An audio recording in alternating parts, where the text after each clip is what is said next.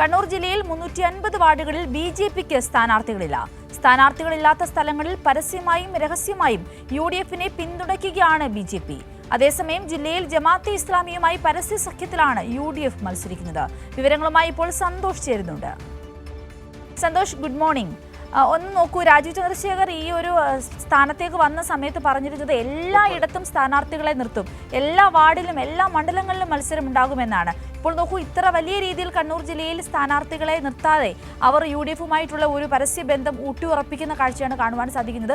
UDF ആവട്ടെ ഈ ജമാഅത്ത് ഇസ്ലാമിയുമായി കൂട്ടുകൂടി അത്തരത്തിൽ സ്ഥാനമുറപ്പിക്കാനുള്ള ശ്രമങ്ങൾ നടത്തുന്നു. എന്താണ് കണ്ണൂർ രാഷ്ട്രീയത്തിൽ കാണുവാൻ സാധിക്കുന്നത്?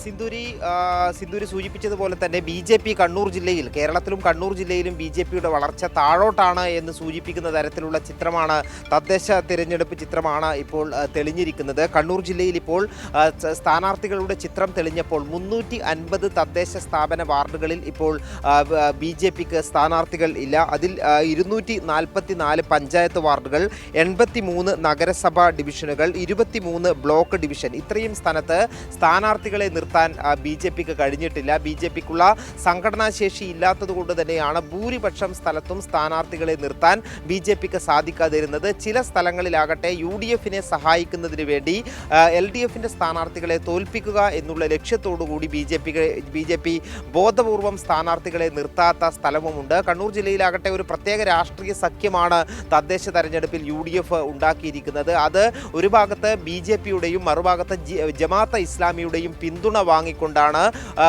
യുഡിഎഫ് പല വാർഡുകളിലും പല ഡിവിഷനുകളിലും തിരഞ്ഞെടുപ്പിനെ നേരിടുന്നത്.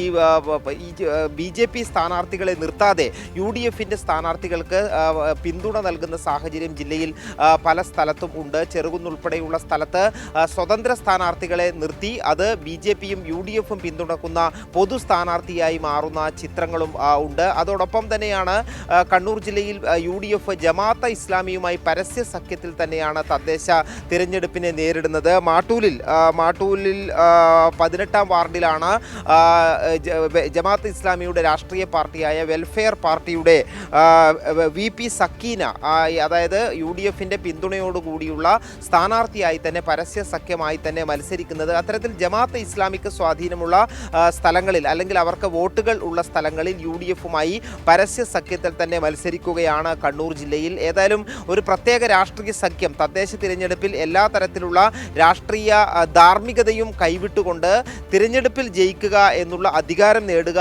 എന്നുള്ള ഒരു ലക്ഷ്യം മാത്രം വെച്ചുകൊണ്ടുള്ള ഒരു തിരഞ്ഞെടുപ്പ് പോരാട്ടത്തിനാണ് യു.ഡി.എഫ് ഇത്തവണ കണ്ണൂരിൽ ശ്രമിക്കുന്നത്. അതിൻ്റെ ഭാഗമായാണ് ബി.ജെ.പിയുമായും അതോടൊപ്പം തന്നെ ജമാഅത്തെ ഇസ്ലാമിയുമായി ഉൾപ്പെടെ കൂട്ടുകൂടിക്കൊണ്ട് തദ്ദേശ സ്ഥാപനങ്ങളിൽ മത്സരിക്കുന്നത്. അതോടൊപ്പം തന്നെയാണ് ബി.ജെ.പിയുടെ സ്ഥിതി, ദയനീയമായ സ്ഥിതിയാണ് കണ്ണൂരിൽ തദ്ദേശ തെരഞ്ഞെടുപ്പിലുള്ളത്. കണ്ണൂരിൽ മുൻ തദ്ദേശ തെരഞ്ഞെടുപ്പുകളിലും വലിയ സ്വാധീനമുണ്ടാക്കാൻ ബി.ജെ.പിക്ക് കഴിഞ്ഞിരുന്നില്ല. ബി.ജെ.പി ഭരിക്കുന്ന ഒരു തദ്ദേശ സ്ഥാപനം പോലും കണ്ണൂർ ജില്ലയിലില്ല. മാത്രമല്ല ഏതെങ്കിലും തദ്ദേശ സ്ഥാപനത്തിൽ ഒരു നിർണായക ശക്തിയാകാൻ പോലും കഴിഞ്ഞ തദ്ദേശ തെരഞ്ഞെടുപ്പിൽ ബി.ജെ.പിക്ക് കണ്ണൂർ ജില്ലയിൽ സാധിച്ചിരുന്നില്ല. അവിടെ നിന്നും വീണ്ടും താഴേക്ക്, അതായത് സ്ഥാനാർത്ഥികൾ പോലും ഇല്ലാത്ത ഒരു സ്ഥിതിയിലേക്കാണ് കണ്ണൂർ ജില്ലയിൽ ബി.ജെ.പി ഇപ്പോൾ മാറിയിട്ടുള്ളത്. അതുകൊണ്ട് തന്നെ ഈ കുറച്ചെങ്കിലും വോട്ടുകൾ ഉള്ള സ്ഥലത്ത് ആ വോട്ടുകൾ യു.ഡി.എഫിന് മറിച്ചു കൊടുക്കുക എന്നുള്ള ഒരു രീതിയാണ് കണ്ണൂരിൽ ബി.ജെ.പി സ്വീകരിക്കുന്നത്. സിന്ധു.